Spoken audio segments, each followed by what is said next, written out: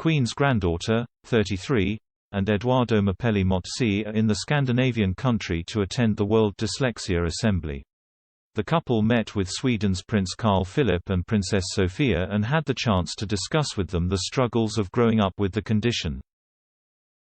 The Swedish royals are working to raise awareness for dyslexia through the Prince Carl Philip's and Princess Sofia Foundation that they have established, which works to tackle dyslexia and online bullying.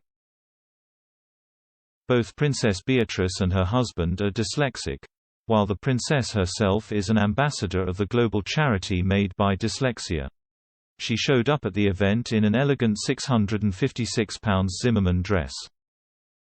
Beatrice was joined at the launch by the British entrepreneur, Richard Branson, who is also dyslexic, as well as Carl and Sofia. Prince Carl Philip, who is dyslexic himself, said, "Through the Prince Couples Foundation, Princess Sofia and I wish to do our part to contribute to an inclusive society. A society that enables each individual to reach their full potential.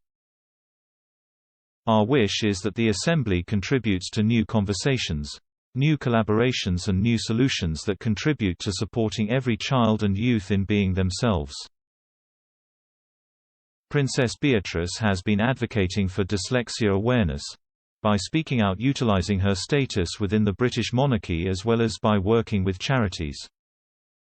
She was diagnosed with dyslexia at the age of 7, and she has spoken publicly about how having learning difficulties growing up affected her.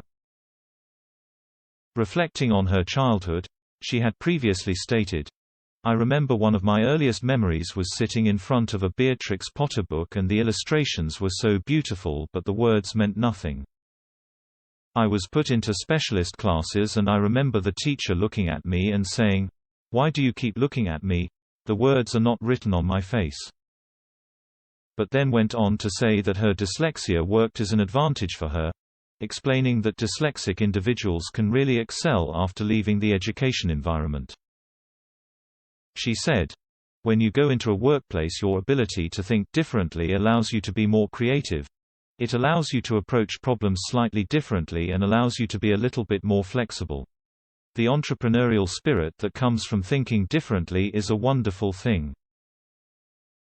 And added, "Being diagnosed with dyslexia was the greatest thing that ever happened to me because it allowed me to become part of this community of people that really are championing young people's education and making sure that we protect our young people in school and in life."